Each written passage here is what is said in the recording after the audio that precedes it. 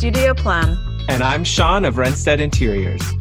We're interior designers turned internet friends turned real life friends.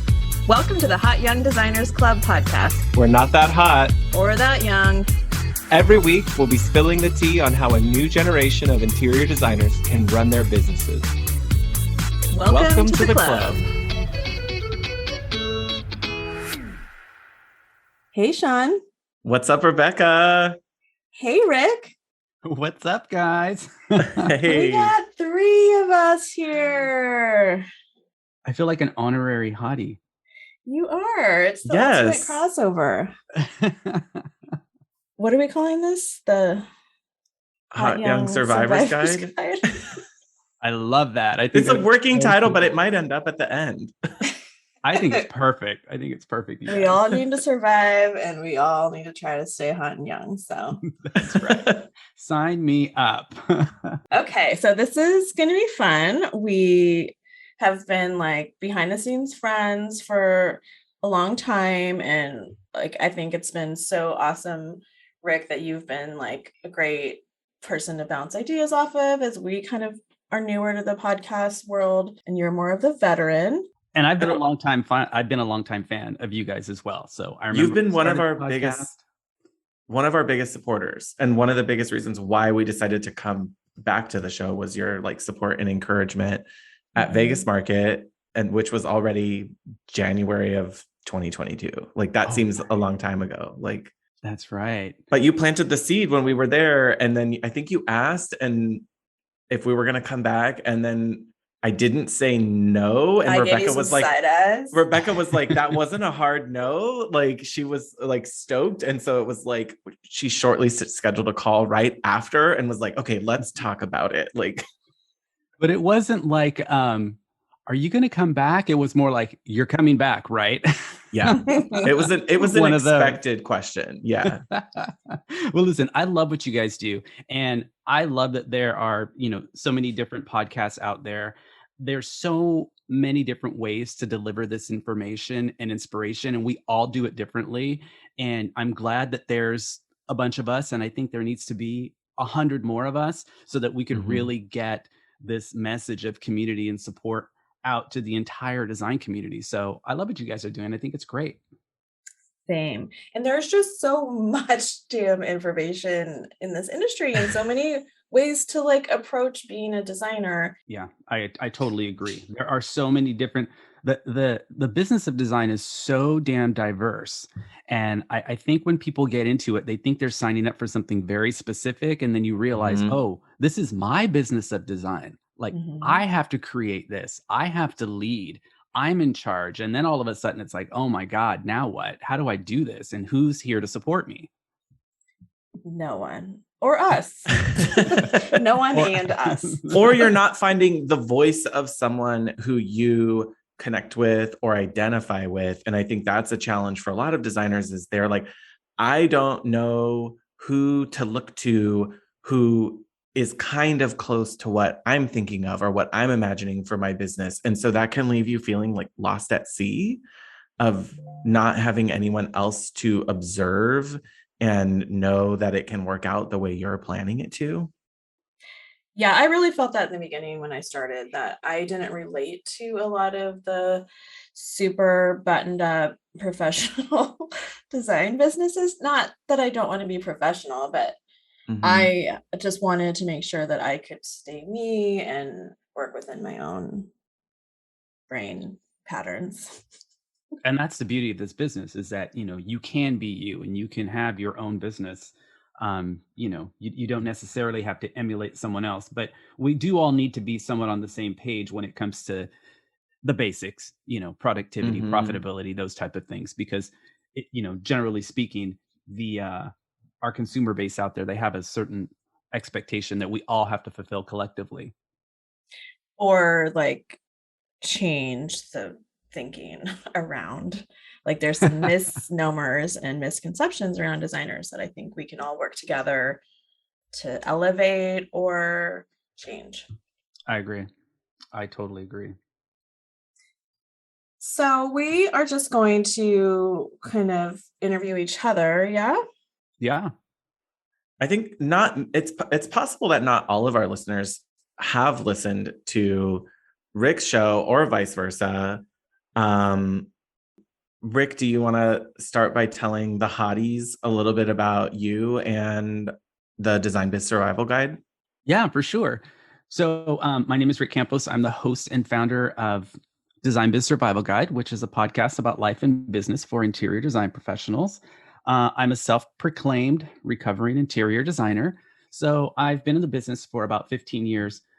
12 of those years, 13 of those years, I was professionally designing. I ran my own business, and then I ran someone else's business for 6 years before I traded in my measure tape for a microphone and started this podcast. And my goal was really to provide information and inspiration to other designers who were running their own design business and needed some guidance. I really want to be that resource that I didn't have when I launched my own business.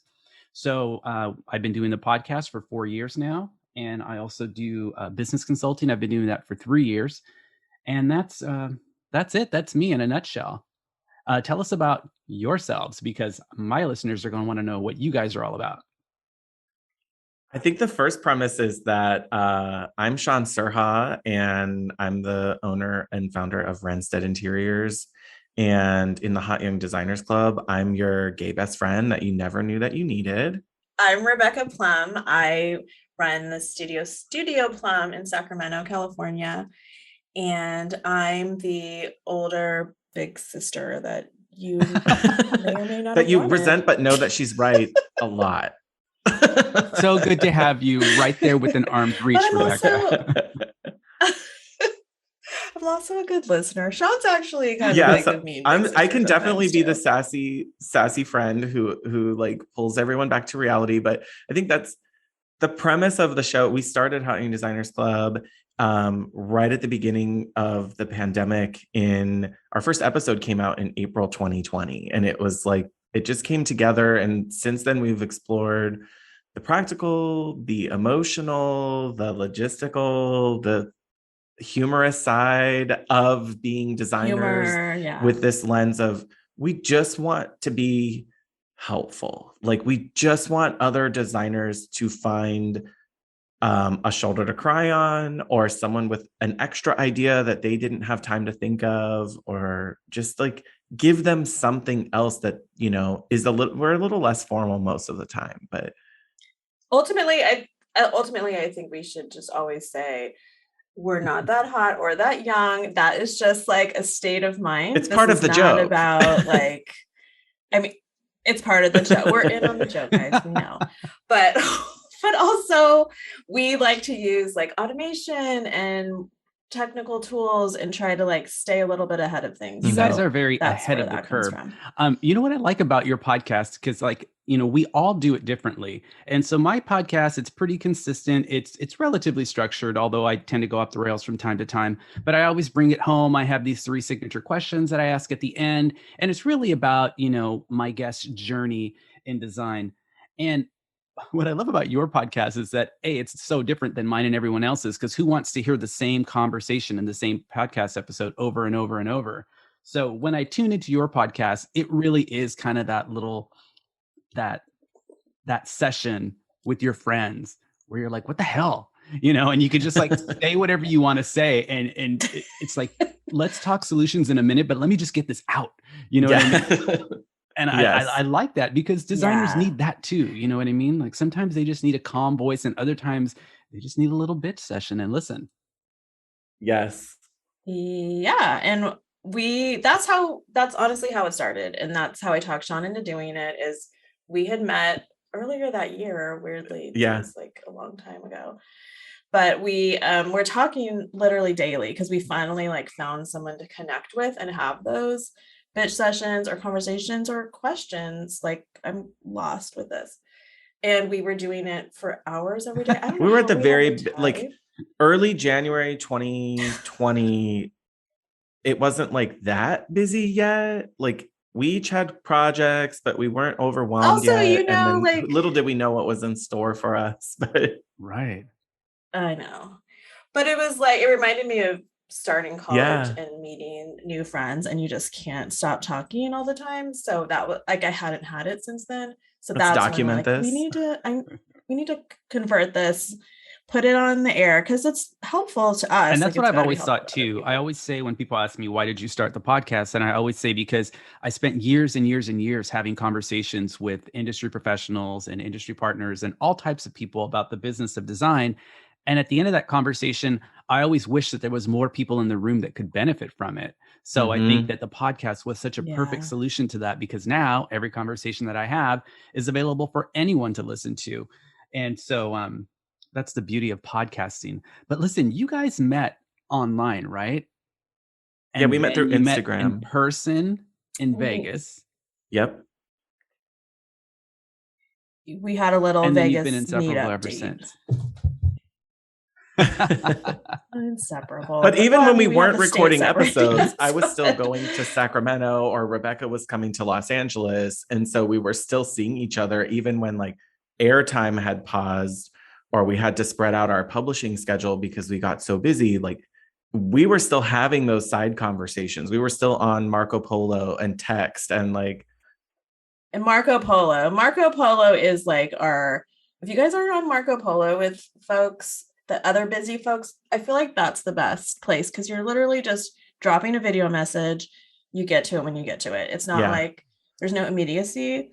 We have patterns that we like to follow pretty much, but like he'll leave me a message in the morning. I might not get to it till later that day. So it's worked really well. We talk every day along with our friend Claire, who's Listen, I another think business everybody needs partner a of mine. designer bestie. So I love that concept of, we all need someone. And if you don't have Yeah. that person, well, you have us. You've got us. yes. Do you, this just made me think, I never thought of this. Do you think that this industry is way more maybe emotionally complicated than others? I never thought of needing this It's a when I good was a point, graphic designer. actually.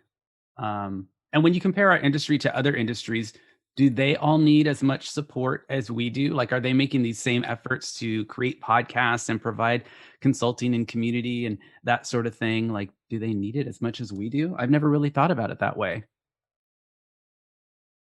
I mean, I know some do, but it's like a necessity for me to survive this industry. I did not feel that as a graphic designer. Maybe I had coworkers, but still, I don't feel like we bitched about things as much or like different approaches as much, Yeah, I like will say that you can't, contemplated. I don't think anybody can do this alone. The business of design really is pretty complicated and complex. And it is Hmm. very emotional just because of the amount of ourselves that we give to our clients. And also because of that creative energy that we're contributing to every project. Like that's very personal. We own that. It's Hmm. something that has to come from within. So we have to be inspired Mhm. to produce that and then translate it to our clients. And it can be pretty exhausting. So, yeah, you're right.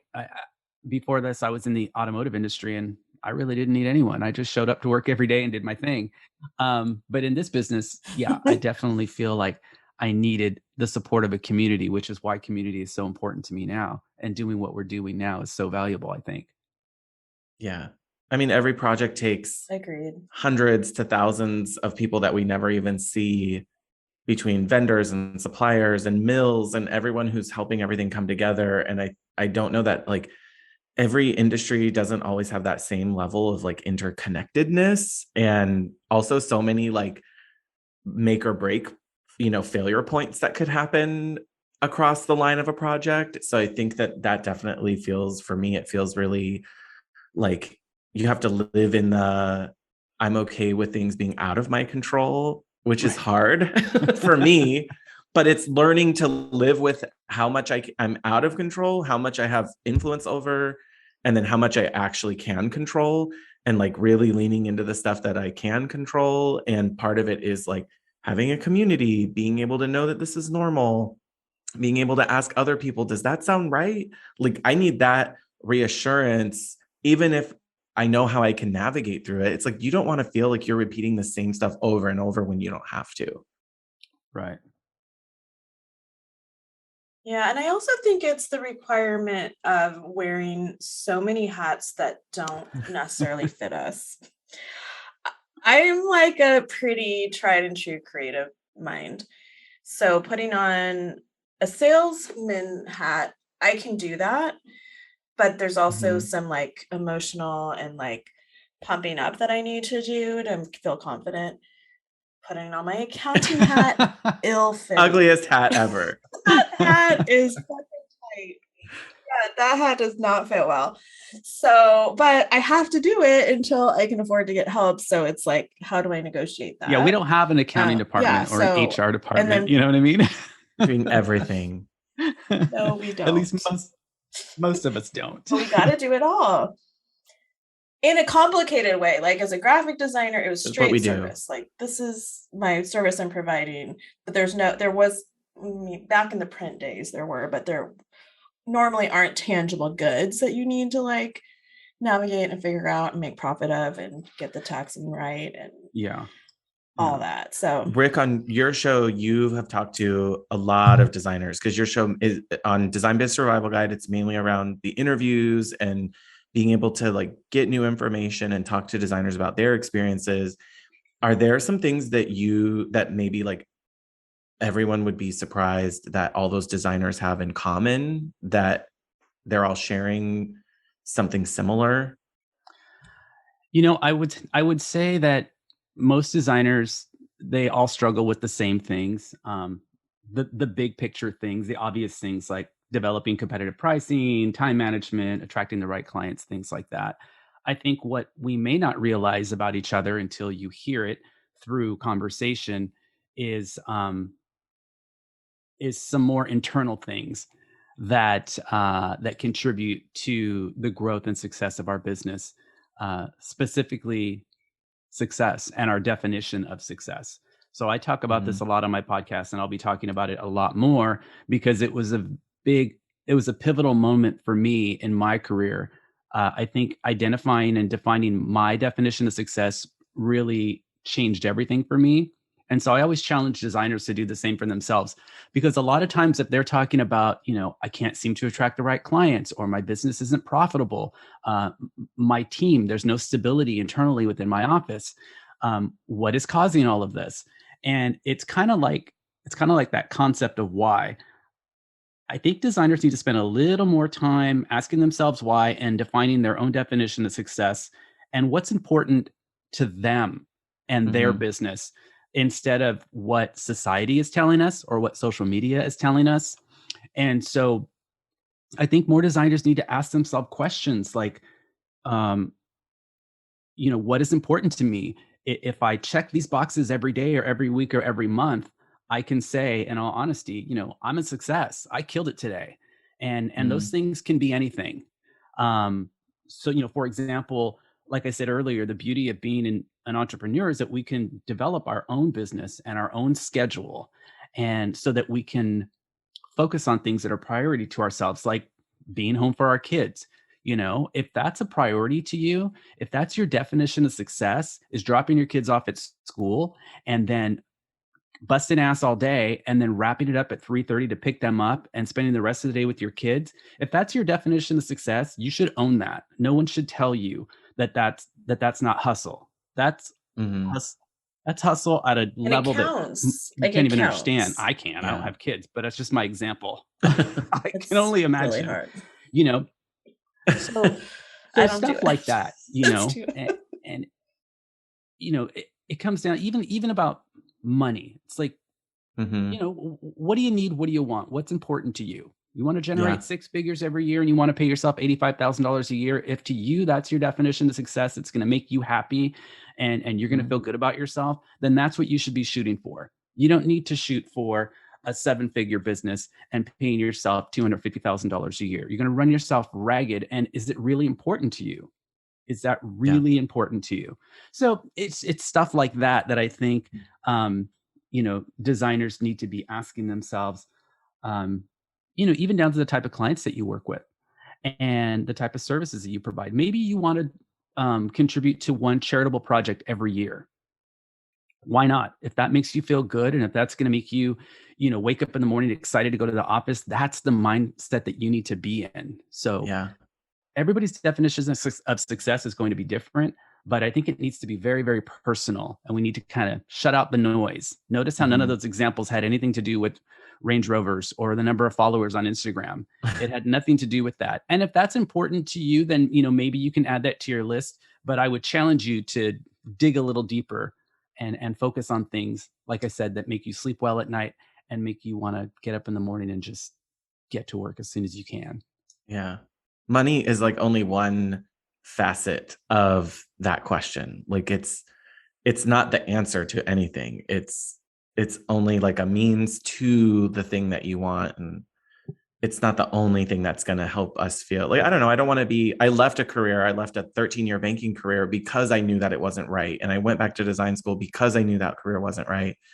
And I lived through that already of like being unfulfilled from something and thinking, oh my God, I'm going to die at my desk. Like, I don't want to be here one day where everyone goes, oh, ask the lifer. He's been at this bank forever. Like, I don't want to tell everyone about all the different mergers and acquisitions we went through over 45 years. Like, I did not want that to be me.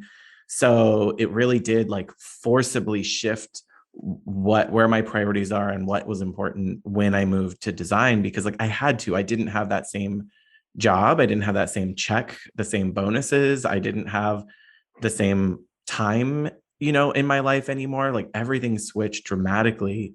And so it's like good to take a look back and realize like what didn't you like that you don't want to keep doing in your business, and what do you want to have more of now that you get like a taste of it. Totally. Totally.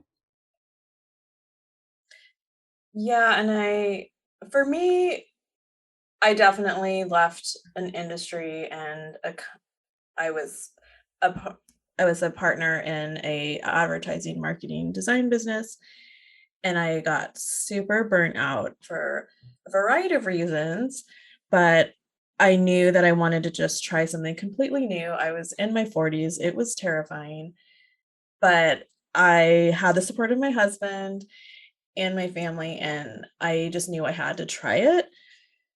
So I mean, the first few years were very rough financially. So I will say having no income is not I will have to satisfying agree with that. fr- from personal experience. That is very demoralizing. Even though, like, if somehow I didn't need the money, I would do this job for free, 100%.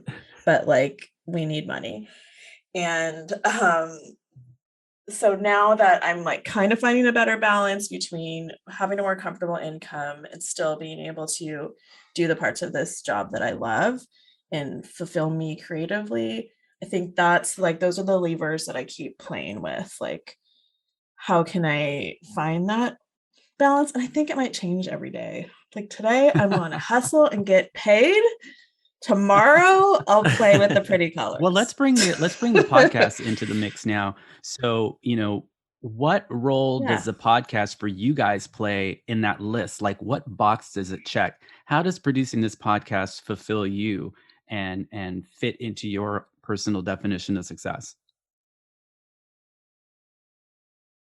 We've talked about this a lot because it's sort of not fulfilled sometimes. So we've had to figure out, why are we doing this? Because this does not feed our individual Right. businesses, Like our the audience of podcast. designers aren't going to Like come and hire us the as design, designers. That's not no. like the goal for any of that.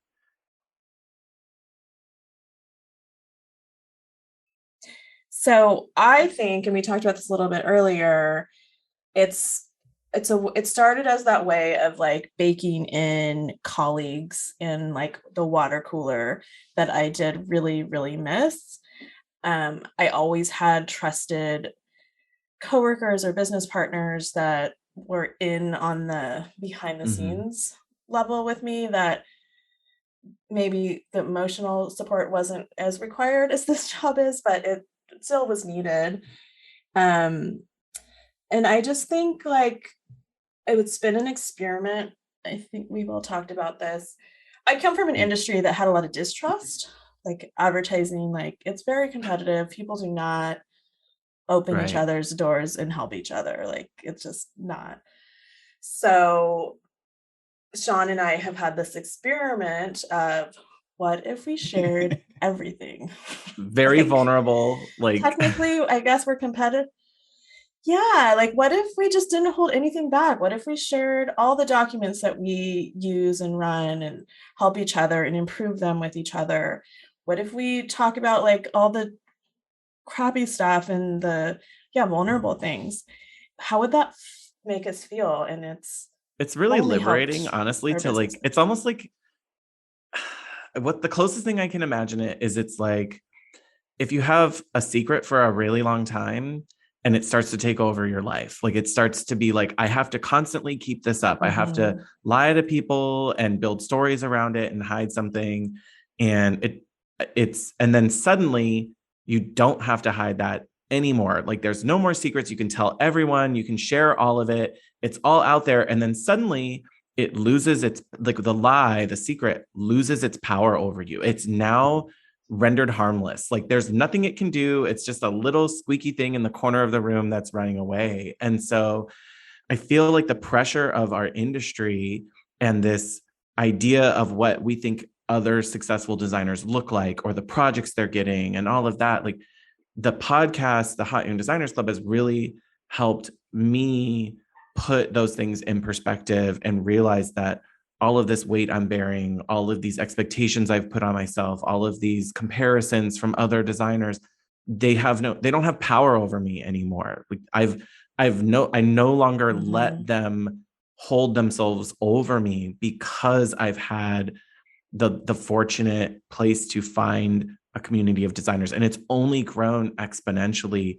And we're shocked by, I mean, a lot of stuff makes it in to our interviews with other designers on the show, Mhm. but a lot of stuff doesn't. And it's shocking how so many designers are experiencing so many of the same challenges and frustrations. And it's very grounding for me to hear that, and not in like a I'm so happy they're also struggling way, like in a like, oh thank God it's not just me. Like there's Right. something about when that is all transparent and clear, that it's so freeing to realize that I can then go back to thinking about the fun parts of my business, the creative parts, the inspiring parts, because I'm not letting these other little things build up on me emotionally anymore. Yeah, I mean, it just feels good to share. I mean, why Mhm. wouldn't you want to do that? And so I agree with you, Sean. Like, that's just a mindset that we need to get ourselves into, and it shouldn't be that difficult. I think I mean, yeah. naturally, we want to share, we want to teach, we want to inform. I just think that's natural, that's innate in us specifically, which is why we're doing what we're doing. And I was curious. Thank you for sharing how much of an impact that has on your day to day and obviously your definition of success. Yeah.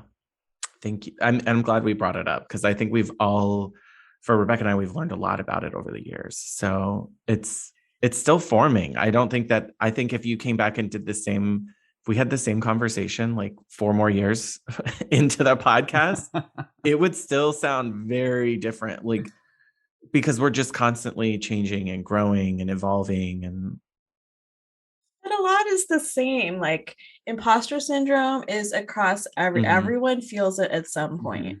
Some people feel it all the time, but everybody feels it. So, you just have to hear those words and the recognition in each other that some of the feelings are just normal, you just need to, like, live with them or get better at ignoring them or Or mhm. get expose more yourself to skills or conversations whatever like it these, is. because for me, they help put me back in the right Yes. place. Because listen, I don't have it all together. Imposter syndrome is a reoccurring theme in my life. And it may sound like, oh, yeah, I've got it all together and I live a very simple life and I just want to help everyone. And it's not about the cars and it's not about the money. Well, call bullshit. Go ahead. Because some days I do get distracted and it's like, hey, oh man, that's a sweet ride. I'd like that. Or, hey, Yeah. they're on vacation in Europe right now. That looks fancy. I wish I was there. Like, I'm still human. But I always come back to I could do that if I want to. I could get that car if I wanted it, but what box would it check? Like, would it really fulfill me? Like, how is that contributing to me and just how I feel about myself? You know, Totally. Well, of course, and And then what are there's you always giving up to that. get There's it? always that. You always have to be willing to make that sacrifice to achieve what it is that you want to achieve. And I would way rather sacrifice whatever it is to just live comfortably and sleep well at night and be excited every day and have conversations like this with you guys than to, have that Maserati and then have to work like a dog every day and get my ass beat up by clients and not be able to have these conversations and to contribute, in a bigger picture to our Mhm. design community. Like that would make me sad. I lived that life and it wasn't good for me. I like this life much better. Yeah, Yeah, and we each have to decide what the individual choices are and what feels definitely. good. I think So, because we're talking about this idea of like we're changing and we're growing, and I like Rick, can you share a little bit more about your observations about how designers are elevating themselves or what they can do to elevate themselves as they're growing in their careers? Yeah, I mean, in my experience, I'm finding that designers are being very strategic and they're investing in themselves a lot more. Um, we all fly by the seat of our pants when we're launching a business, and then as we're running a business, and as we're growing the business, we're just always flying by the seat of our pants, and it's crazy. And I think the only way to really elevate your business and get it to that next level is you got to step back and take a breath and reinvest in yourself, and invest in things like continued education and tools to help you grow your business. There's so much opportunity out there, and you can really just never stop learning, because I think like the moment you stop learning is the moment you stop growing. So Mhm. you always have to, as crazy as it sounds, because I know how busy we are as designers, you've got to make the time, you've got to prioritize and find the time to reinvest in yourself, in your own education, in your own growth, and in your own business. And it can be as simple as, when you're going to Las Vegas Market or High Point. Yeah, you're going there to shop, you're going there to be inspired. Take 2 hours and go to a continued education seminar or listen to a Mhm. panel discussion and just learn something that you can immediately apply to your business. Take advantage of some of the opportunities that are out there locally. And then also personally, like we all need to recharge our batteries and take a break. So do it. Like don't neglect yourself of that, vacation to Europe, because A, you need to recharge your batteries, and B, it's good for you and your business to expose yourself to something like that. It's going to help you creatively. It's going to make you more relatable to your clients. So there's all kinds of benefits, to that. So I think designers are spending a lot more time not trying to justify the things that are important to them, and their business to help get them to that next level. You've got to find a way, to fit that in. yeah, and thinking of it as an Totally. investment is really smart. I the most the biggest leaps I've taken in my careers have Mhm. always come after vacations.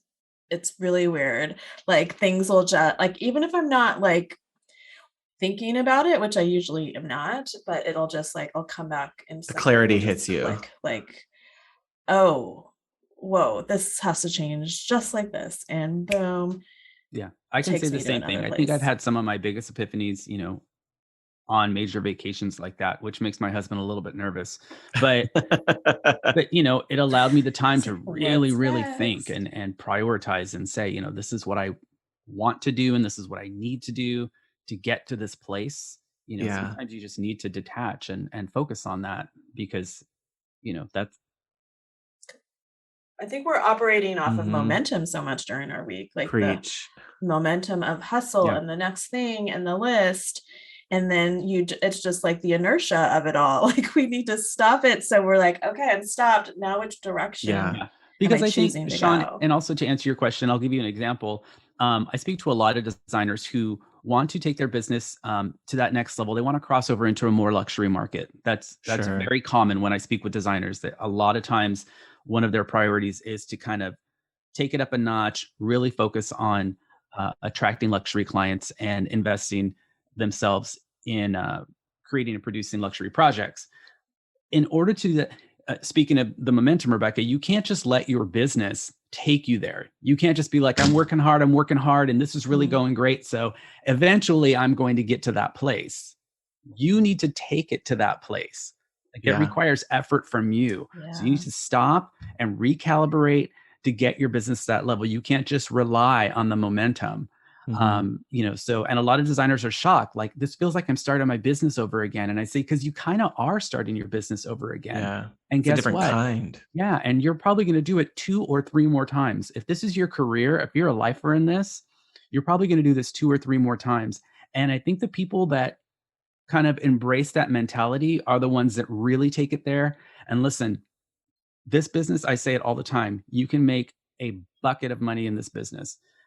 I'm so tired of hearing designers say, well, I'm kind of satisfying. I'm kind of settling. I mean, listen, I'm a designer. I can only make X, Y, Z. No, now I call bullshit. You can make as much as you want. This is just like any other business, but you have to reinvest in getting yourself there. Yeah. Yeah. I had a really good mentor at one point in my banking career who said, whenever you feel comfortable, that means it's time to change. Like it's time to grow or change or do something else because you've sort of like reached your equilibrium. And like, again, like going back to what you were saying is we don't get better if we don't continue to change and grow and learn. We never learn our new limits. 4.5 years ago, I never would have thought that my business could be doing what it's doing right now. I never even put that out there. It was one of those, it would be nice if, wouldn't that be cool? And so I think it's one of those ideas of as soon as we get comfortable, we've all adjusted and grown, we learned enough, and then we got to like the new sort of plateau. And I won't be happy in that zone. I'll never be happy on that plateaued zone. I'm always, as much as I don't like it, I'm going to go find the next challenge, the next thing that's going to push my boundaries and make me uncomfortable and make me test my limits. Like it's going to find its way in here no matter what. And I think a lot of tenacious designers and entrepreneurs are the same way. They're never going to be happy even when it does slow down finally or it gets quiet. They're going to find the next thing. Yeah. It's that infinite game. Yeah. I think you're making me think like, oh shit, my problem is not finding new things to do all the time. So I think it's been really helpful to know more. I've learned so much about like my own personality and motivations in this industry because I know not everybody wants to know about this, but I'm an Enneagram 7. I love a new challenge. I love that new. I have so many ideas. Like I could create a new business every freaking week and I can't. Like that's been my challenge is serial like, entrepreneur, editing.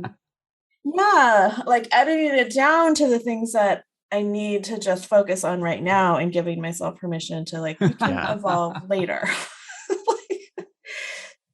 Change like Sean's like, okay, yeah, no more ideas. Let's tackle the first 10 and then we'll come back to these 25 more a little bit later. But that's where we're all super different and need to like recognize our own brain patterns and chemistries and motivations. For sure. So guys, I have signature questions. Excuse me. I have signature questions in my podcast and I'm going to try and weave them in here the best that I can. I always ask, what is the secret to your survival in this business of design, which is perfect for this conversation of Hot Young Survivors Club. And then I also offer, what's the one thing you know now that you wish you knew then? So you can each pick one of those questions and answer it. Who wants to go with secret of survival? And who wants to tell us the one thing you know now that you wish you knew then when you started? I'm not drawn to either one, like specifically, Rebecca. Like if you have one that you're like, I know exactly what I want to talk about. Like, what a gentleman. Oh, I know. That's his way of saying, like my husband, like, I don't care what we have for Sean's dinner. way Why of don't saying you go pick? first. I mean, I do have an answer immediately That's ready. so I'm helpful. never short for words. That's true. So do that one. I'm going to say this, and Rebecca already knows this, but a secret to my survival is boundaries. Like Here we go. There's just for me, it's really leaning into my limits and knowing, oh, I'm not going to schedule meetings on Fridays with clients because that is the worst day to have my best attention span and they're never going to have the great experience. And I'm also not going to schedule them in the evenings because I'm at my lowest energy in that time of day. And I know other designers are like, oh, yeah, mornings are bad for me. If someone wants to do a 6 o'clock meeting with me, I'm going to do it because I'm zinged up. And I just think that for me, it's been learning what are my limits? Like, oh, that's going to lead to overwhelm for me. I'm not going to do that consistently, or that's considered an exception of my rules when I don't do something. And it's not even just to clients. I think it's also helped learning my boundaries in even design where I'm like, nope, that feels too referential. I don't want to Mm. do that. I have to learn a different thing. That feels too expected. Like, what else could I do? So it's not always like I will only work 9 to 5 and I only have one Saturday a month. Like, it's not that always. It's also the realizing the boundaries of, hey, I need like an hour of quiet time in the mornings to just let ideas flow and get them out and talk to some people. Like, don't put your meeting at 9 a.m. or something. Like, those are things that help me learn. And sometimes I don't learn them until I've experimented a few times and I'm like, okay, that's enough. It's the third time I've done that mistake. We're no longer going to do that with clients. Like, now that's going to be an email, not a phone call, like, or whatever it might be. Um, but I continue to kind of build that around me so I can protect my mental health, my well-being, my free time, my emotional availability for my husband and my family. Like, it helps every time I set a new kind of expectation for myself of, we're not going to do it that way again. And you're also helping your client too. Don't forget that, because I mean, as a consumer, if I was a consumer and you were my designer, and if I said, "Hey, I need to meet, let's meet at 7 o'clock before I leave for work, before I start my day," I would. I mean, yes, it's my idea, but that doesn't mean you have to do it. I would appreciate it Right. if you said, "Hey, listen, 7 o'clock is not a good hour for me. I am not at my best. I've done this before. It never goes well. I want to be there for you. I want to be at my best. nine Yeah. o'clock is a much better time. If that doesn't work for you, let's find another way to meet so that I'm in a place where I can be of best service to you." Like, I want to Absolutely. hear that as a consumer. I don't want you to reluctantly show up and waste my time and And you like, not be there. You know worst what I mean? presentation. Like, Right, right. I mean, come exactly. on. Exactly. All right, Rebecca, you've had time to think about the one thing you know now that you wish you knew then. Yeah, I think when I first started, I was really nervous about my point of view, and I kind of go against the grain of, or so I thought, of a lot of the typical design influences that I was seeing. Um, I am a designer who really, really loves color, and I love a lot of like layered color. And I felt some weird, like awkward shame around that. Um, so what I wish that I knew then was that my unique perspective will actually attract clients, and the right clients for me. Um, I You do not have to and shouldn't try to fit in a box, because A, the box doesn't even exist. Like, you're kind of just making that up and choosing what you think everyone wants. It's sort of an excuse. Um, Although I do think there are certain design styles that have kind of taken over, and I don't they don't do anything for me, but people love them. So those designers are making a lot of money. They're driving the Maseratis. So take that for what it's worth. I am not. Um, but I think it's like, your perspective is important and valuable, and will take you the places that you want to go with the Mhm. people you want to do it Absolutely. with. I agree 100%. Because you know what? Just because those designers are driving the Maseratis, they may also be saying, if I have to do one more all white interior space with all linen fabric, I'm going to jump off a bridge. Like they may not want to be showing up for work. They You know what I mean? might. I don't know that, but that could be the case. And do you really want to be in that They're space? gonna Right? The odds are there's at least one. Yeah. There's got to be at least one out there who's like ready to make a change or do something different. Right. And also just because you haven't seen it, like a lot of times I do the game with myself of like, I have something in my head and I want to find some kind of version of it on Pinterest or Instagram and like kind of validate my thoughts. And I can't find it, but it doesn't mean that my idea isn't worth pursuing because it Yeah. hasn't. If anything, that's an incentive to do it. So exactly. So I'm not saying I'm the most inventive designer in the world. It's just like my own version of it in my own market. I just am embracing it and now just going with it. Yeah. I mean, there's tons of inspiration out there, and I get the need for point of reference, but I think we should also always go with our gut, especially creatively.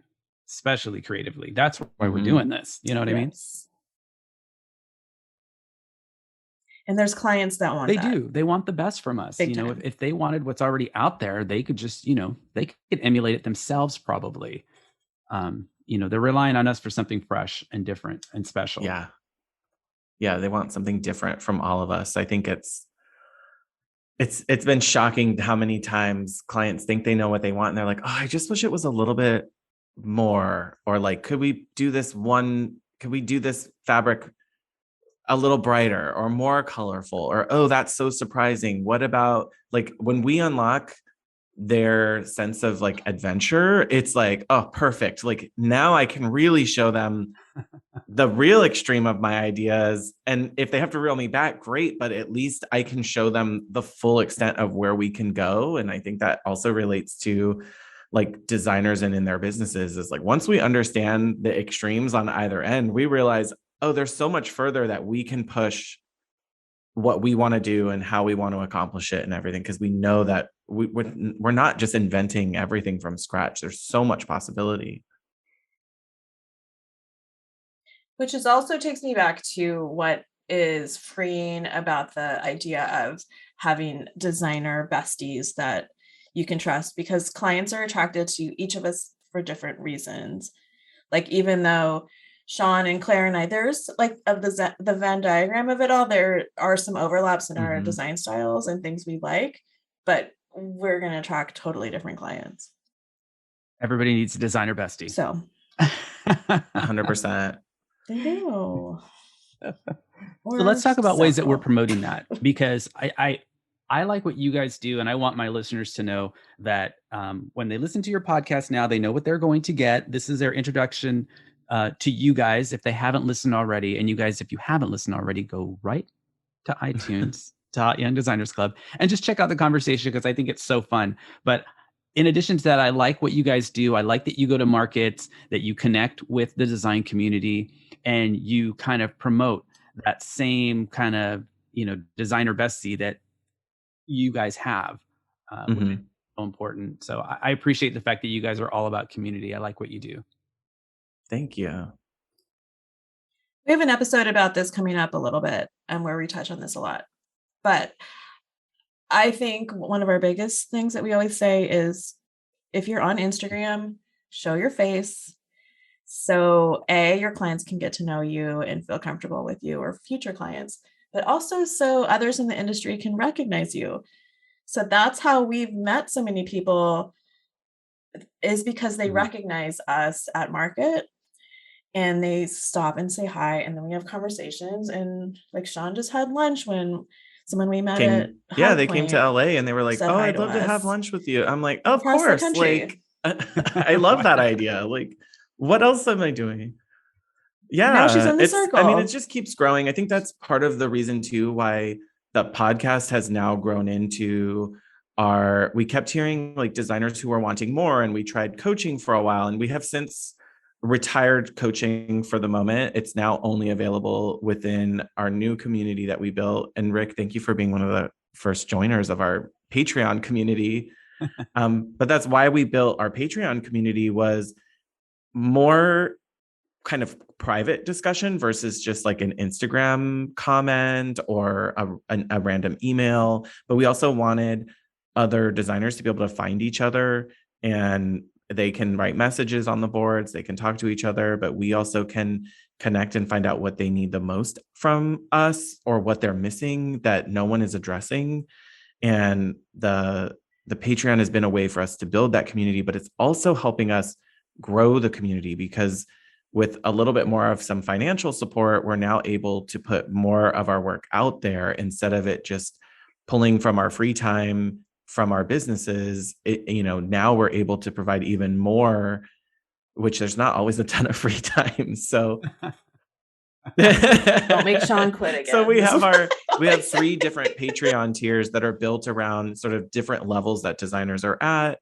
And our mid and high tiers have monthly downloads that we offer, which are included in their memberships. But we've also now opened those up to be purchased on our website's resources page. So there's a lot of different ways that designers can get help without obligation, but also we're focused on keeping it really easy for designers to use the tools that we come up with. And so that's, I think, the continued path forward for us is this helps us sustain. Before we started recording, we were talking about how we're looking to bring on like a production editing piece so we can spend more time creating more content. Because I think that's just one of the things we've learned is designers will continue to absorb everything they can get a hold of to get better. And we don't want to be the limiting factor of that. We want to continue to create and help Rebecca get all those ideas out there. So, and hopefully be able to do more formal in-person events. Rick, I know you do in-person. We would love to be able to do that someday. But that like in-person industry events, market plus some actual like formal training events I've attended have been a major Yeah, the game changer in-person for events me. are really important to me. It's just so the listeners understand the difference between what I do and what you guys do is that you guys do this podcast and everything that you're doing for the design community on top of your design business. And I am not running a design business. This is my full-time business. So I commend you for committing to the time it takes to produce the podcast and produce the information and get it out there to the design community. That's amazing. So I commend you for that. And yeah, so I take it one step further and I do the in-person events, which are really important to me and my business because it allows me to connect with listeners from across the country when I go to market and that sort of thing. And then also it allows me to kind of promote the more informational and educational events that I do twice a year. So now that we're out of COVID, sort of, and we can, gather a little more freely and travel, my annual retreat, this will be the 3rd year that we've produced it. We're doing it in Orange County this year. And the retreat is a really big part of what I do every year. It takes a lot of planning and a lot of timing, and we keep it to 24 designers. And it really is, it's a 2-day opportunity for designers to really bond and connect and communicate with each other, learn information from industry experts. And I can tell you with all certainty that each year that group of designers, they've left with connections that they would have never had before. And I mean, I see pictures of them together on Instagram a week later, a month later, 6 months later. I see them at market together. They never knew each other before. And so that kind of community development to me is so important. And so that's a big part of what I do. And they can find more information about that on my website. Yeah. So registration is website? actually open right now for Design Biz Retreat. And that is coming up in October 20th and 21st. And it's a 2-day event. So everything you need to know about it is going to be on the website, including the amazing speakers and the presentations and topics that we'll be covering. And it's super easy to sign up for. And I keep it simple. I actually register every individual registrant or attendee. So when you hit the register button, it actually sends an email to me. And then I open a line of communication and we handle the registration process. No PayPal or any of that nonsense. So for anyone listening, if you are interested and you hear about it on the Hot Young Designers podcast, just mention that you heard about it and I'll hook you up. I'll give you the Hot Young Designer discount. Thank you, Rick. that's like a nice luxe It's pretty experience that you're darn doing. nice. I think I set the bar pretty high, and every year I'm like, okay, what have I done? I'm spoiling you guys, but I enjoy it. I enjoy delivering that high-end experience, and I really want it to be memorable. And so it's really a lot of fun. Rick, if our hotties are listening and want to find you, they can find Design Biz Survival Guide in their podcast, all podcast platforms. And where else can they find you? And then the best place, like I said, to learn about me is really on the website, designbizsurvivalguide.com. You can actually listen to every podcast episode there. And then you can learn about my consulting services, retreats, and all kinds of other stuff. So that's really my home base. What? Oh, and then of course, Instagram. And Instagram as well. I'm there on Instagram at Design Biz Survival Guide. And what about you guys? How can my listeners find you? I mean, the easiest home base is if they head to our Instagram at Hot Young Designers Club. The link in our bio will take them to our website, which is also hotyoungdesignersclub.com. And our Patreon, it's patreon.com/HYDC. So everything is linked in our Instagram bio. That's the fastest way to find everything. And we're in all podcast platforms as well. And if you want to find us individually, I'm at Studio Plum on Instagram. Sean is at Renstead Interiors. That's with a W. You may recognize him because some of his some of those viral. really did have a big following. I can't recreate that now, but yeah, you were on a roll, dude. They were going. I think I hit the algorithm at the right time where they were like very much rewarding new reel content, and so some of the sassiest ones got the biggest play. Yeah, Sean was like it was like October high point. You were like Mr. Reels. It's like, weird it's still weird. Constantly. I'm happy people do it, but also like it's not like I'm gonna like one girl was like, do the reel, and I was like it's not like I pity the fool or something. Like I'm not gonna like I don't have like a line that you throw, like, and so then I was realizing I'm like, is this what actors go through? Like, is that what like people are like, do the line from that show, and you're like, do what? Forever? Like so yeah, we were both very active on our individual Instagrams. Easy to find. Well. You guys, this has been so much fun. I'm glad that we did this. I'm quite honored to be asked to be a part of your podcast, and I really appreciate you being a part of mine. This has been fun. Thank you so much. Thank you so much, Rick. I'm so glad we did this again too. Soon. Yes. Until next time. Stay hot, designers.